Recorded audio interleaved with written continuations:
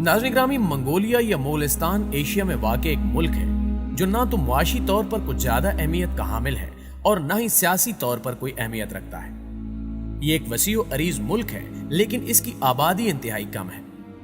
Mongolia चीन और रूस के दरमियान एक जमीन बंद मुल्क है। इसके शुमाल की जानिब रूस और जनूब की जानिब चीन वाक़ है। मुल्क के शुमाल और मशरकी हिस्सों में बहुत से पहाड़ हैं। जनूबी हिस्से में सहराए गोबी है। रकबे के लिहाज से दुनिया का 18वां सबसे बड़ा मुल्क है। इस रेगिस्तानी इलाके की तारीख बहुत दिलचस्प है। इस इलाके ने दुनिया के सबसे बड़े फातेह चंगेज खान समेत हलाकू खान, बरका खान, कुबलाई खान और तैमूर लुंग जैसे फातेहीन को जन्म दिया। जनूबी एशिया और दुनिया के एक बड़े हिस्से पर मंगोल हुक्मरानी कायम की। लेकिन हमारा आज का मौजू इनमें से कोई फातेह नहीं है, बल्कि आज की इस वीडियो में हम मंगोलिया के एक शहर की बात करेंगे जो सदियों से यहाँ रहने वाले बाशिंदों में डर और खौफ फैलाता नजर आता है। खारा खूतू नामी ये शहर आखिर किस मखलूक की आमाजगाह है? क्या यहाँ कोई देव मालाई कुवत रहती है? और पूरा मंगोलिया इस शहर में कदम क्यों नहीं रखता? इस शहर से मुतल्लिक इस किस्म के पुरस्कार सवालात के जवाब जानने के लिए वीडियो को बगैर स्किप किए आखिर तक जरूर देखिएगा। और अगर आपको हमारी वीडियोस अच्छी लगे तो इन्हें लाइक करते हुए हमारी हौसला अफजाई जरूर किया कीजिए। तो आइए चलकर मौजू का बाकायदा आगाज करते हैं। नाज़रीन ग्रामी, आज हम जिस शहर की बात करने जा रहे हैं इसे खारा खोतू कहा जाता है, जिसके खंडरात मंगोलिया में फैले सहराए गोबी के वस्त में पाए जाते हैं। खारा खोतू का मतलब है शहर स्याह यानी काला शहर, जबकि मंगोलिया के कुछ लोग इसको काला पानी भी कहते हैं। ये एक शहर ममनुआ है और मकामी बाशिंदे इस शहर से दूर रहना ही पसंद करते हैं। मंगोलिया की आवाम में इस शहर से मुतल्लिक मुख्तलिफ किस्म की बातें पाई जाती हैं।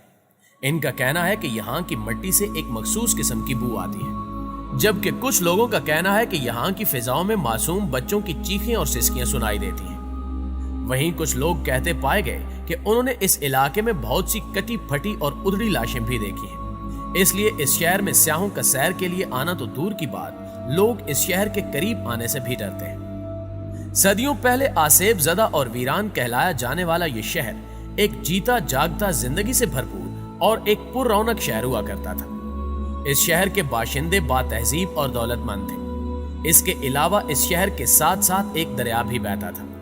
यहाँ की जमीन भी काफी जरखेज थी। तो ऐसे में सवाल ये पैदा होता है कि ऐसा क्या हुआ कि ये शहर खंडरात में बदल गया, जो आज मंगोलिया में इबरत के नाम की मानिंद हर सू मशहूर है। प्यारे साथियों, तारीख के औराक बताते हैं कि यह शहर सन 1032 ईस्वी में बसाया गया था। इसे यहाँ बसने वाली मशहूर चीनी कौम तिंगकोत ने आबाद किया था। यह शहर दरियाए ईजन के करीब था, जबकि दुनिया के सबसे कदीम तरीन तिजारती रास्ते शाराए रेशम से गुजरने वाले काफलों को भी यहाँ से होकर गुजरना पड़ता था।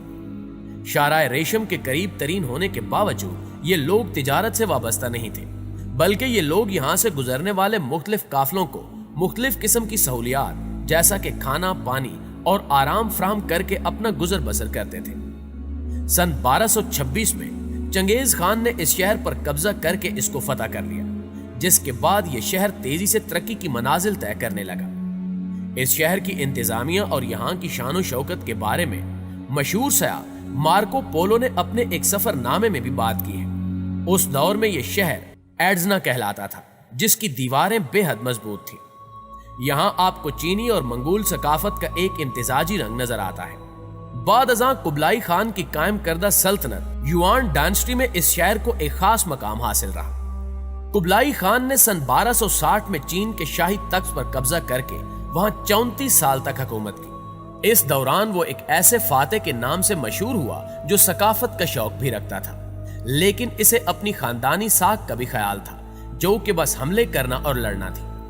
दोस्तों, कुबलाई खान चंगेज खान का पोता था। वो चंगेज खान जो अमन की कोशिशों की बजाय अपने मुखालफिन की एक बड़ी तादाद को कत्ल करने के लिए बहुत मशहूर था।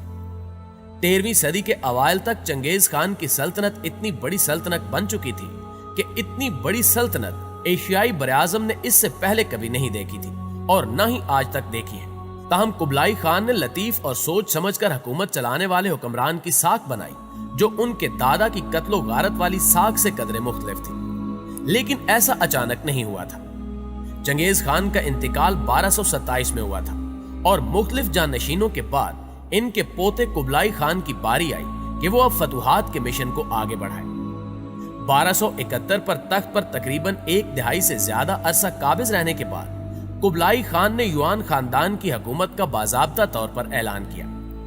गैर मामूली तौर पर उसने अपना लक़ब ग्रेट खान यानी अजीम खान ही रखा, जिससे चाहे बराए नाम ही सही लेकिन यूरेशियन नामी सल्तनत में दूसरे खानदानों पर इसका असर रसूख कायम रहा। यहाँ हम वापस आते हैं अपने असल मौजू यानी खारा खातू शहर की जानिब कि खारा खातू कैसे तबाह हुआ। ये एक अहम सवाल है। नाज़रीन गिरामी, आपको बताते चलें कि उस दौर में यह शहर चीन से भागे हुए मंगोलों का गढ़ बन गया था। बड़े बड़े मंगोल सरदारों ने चीन में अपनी हुकूमत खत्म होने के बाद यहाँ का रुख किया और यहाँ रहकर वो एक बार फिर चीन पर हमले और इस पर हुक्मरानी के मंसूबे बनाने लगे। ये सब मालूम होने के बाद चीन में मिंग हुकूमत के बादशाह ने उस शहर को सफ़े हस्ती से मिटाने की ठान ली और 1.5 लाख पर मुश्तमिल एक भारी लश्कर इस शहर की जानिब रवाना किया। इस शहर का सिपा सालार खारा बतूर था, जो कि खुद एक मंगोल था। दोस्तों, खारा बतूर ने चीनी फौज की सख्त मज़ाहमत की और जब चीनी फौज उस शहर में दाखिल न हो सकी तो उन्होंने यहाँ से गुजरने वाले दरियाए ईजन का रुख मोड़ दिया, जिसकी वजह से यहाँ के शहरी पानी के कतरे कतरे को तरस गए। और फिर जब शहर में खुराक का एक दाना और पानी का एक कतरा भी न बचा तो यहाँ के सिपा सालार खारा बतूर ने अपने तमाम अहले खाना को कत्ल करके खुदकुशी कर ली, जिसके बाद यहाँ के बासियों ने चीनी फौज के लिए शहर के दरवाजे खोल दिए। चीनी, जो कि मंगोलों से सख्त नफरत करते थे, उन्होंने इस शहर के किसी एक फर्द को भी जिंदा ना छोड़ा और जानवरों तक को ज़िबा कर दिया। आप तसव्वुर करें कि आज तक ये शहर गैर आबाद है और यहाँ की बाक़ियात जुल्म की वो दास्तान बयान करती हैं जो चीनी फौज ने मंगोल शहरियों पर सदियों कबल ढाए थे। खौफ का ये आलम है कि आज भी मंगोलिया के बासी इस शहर में दाखिल होने की हिम्मत नहीं करते और इस शहर से तरह तरह की देव मालाई कहानियां जोड़ी जाती हैं। कहा जाता है कि मंगोल कौम एक ऐसे खाना बदोश कबीलों पर मुश्तमिल थी जो माहिर घुड़सवार थे, जो मवेशी पालने के अलावा शिकार और तिजारत करने से भी अपना गुजर बसर करते थे। उस जमाने में ज्यादातर कौमों में सिर्फ फौजी ही जंगबाजी सीखते थे, जबकि मंगोलों का तकरीबन हर मर्द जिसके पास घोड़ा होता एक जोर आवर जंगजू और माहिर तीरंदाज था। हर कबीले का अपना अपना सरदार होता था जिसे खान का लक़ब दिया जाता था।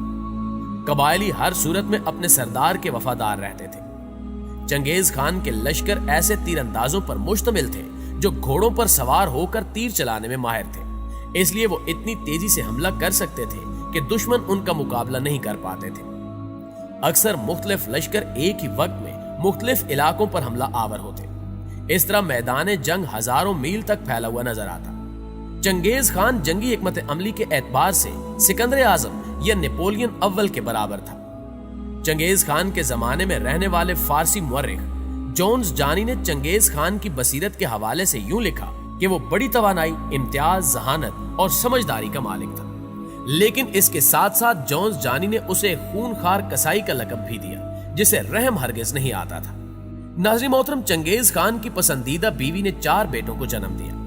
तीसरे बेटे का नाम ओक्ताई था और उसी को चंगेज खान की मौत पर खाकान बनाया गया। जिन इलाकों पर उसके वालिद ने फतह हासिल की थी, ओक्ताई खान ने उनके मकामी सरदारों से खिराज वसूल किया। इसके अलावा उसने शुमाली चीन में वाक़े कुन नामी सल्तनत के बाकी हिस्सों पर भी कब्जा जमा लिया। मंगोल अपनी कामयाबी के नतीजे में जल्द ही ऐशो इशरत की जिंदगी के आदी हो गए। अपनी दौलत में इजाफा करने के लिए ओक्ताई खान ने नए नए इलाकों पर हमला करने का फैसला किया। उसने यूरोप पर हमला करने के साथ साथ जनूबी चीन में वाक़े संग नामी सल्तनत पर भी हमला किया। यूरोप में तो उसने फतह हासिल कर ली, लेकिन संग सल्तनत के ज्यादातर इलाके पर वो कब्जा नहीं जमा सका और बाद अज़ां यही रियासत उसके जवाल का सबब भी बनी। जी तो मुअज़्ज़िज़ दोस्तों, ये थी हमारी आज की वीडियो कैसी लगी कमेंट करके जरूर बताइएगा। इंशाल्लाह आपसे मुलाकात होती है अगली वीडियो में। तब तक अपना ख्याल रखिए। अल्लाह निगहबान।